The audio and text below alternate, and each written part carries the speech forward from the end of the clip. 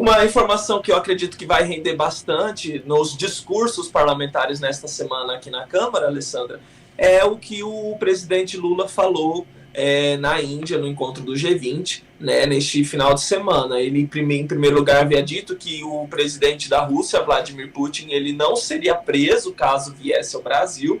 E isso gerou uma repercussão muito negativa, porque existe, né, o Tratado de Roma, da qual o Brasil é signatário, assinou esse tratado lá em 2002, no último ano do governo Fernando Henrique Cardoso, e esse Tratado de Roma, ele emitiu, neste ano, em março, um mandado de prisão contra Putin por crimes de guerra, incluindo a deportação ilegal de crianças da Ucrânia para a Rússia. É claro que esse tribunal ele não tem poder de prender alguém nos países aonde que não fazem parte, que não são signatários. O Brasil, no caso, é signatário, por isso que gerou essa polêmica. E por que o Lula disse isso também? Porque ano que vem deve acontecer o encontro do G20 aqui no Brasil, provavelmente em novembro, no Rio de Janeiro, e aventa-se aí a possibilidade de Vladimir Putin vir ao Brasil ou não. Então Lula disse inicialmente que não prenderia, não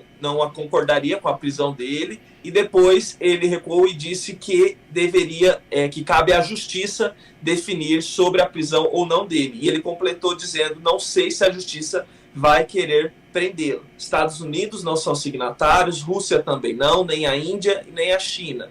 Ele disse também segundo ele nem saberia da existência desse tribunal, né? Continuando nas aspas, mas parece que os países do Conselho de Segurança não são signatários e só os bagrinhos são, disse Lula.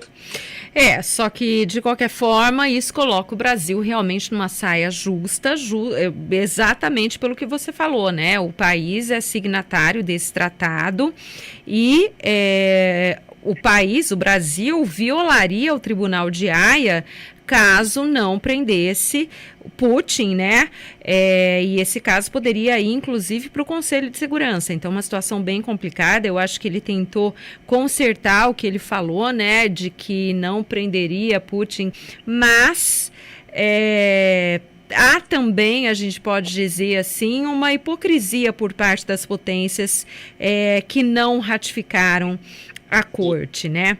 Então, a gente tem muita coisa por trás, né? A gente às vezes fala desses discursos porque fica um pouco complicado para o Brasil nessa relação com a Rússia, porque em alguns pontos econômicos e até mesmo do agronegócio, o Brasil tem alguma dependência em relação à Rússia, sim, tem algum relacionamento, né? Então, às vezes, as autoridades brasileiras ficam naquele não sei o que falar, até onde eu vou, não, e às vezes acabam soltando frases que pioram a situação, né? No intuito de não estremecer a relação com o país, acaba piorando a sua imagem ou mesmo a imagem do país em relação às outras nações.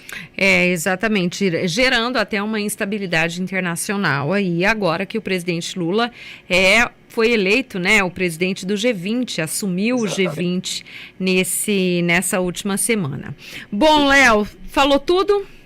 Falei, temos nessa semana ainda a previsão de posse dos novos ministros, né? E aí se encerra de vez toda aquela novela, Silvio Costa Filho, André Fufuca, nos ministérios de Portos, Aeroportos e do Esporte.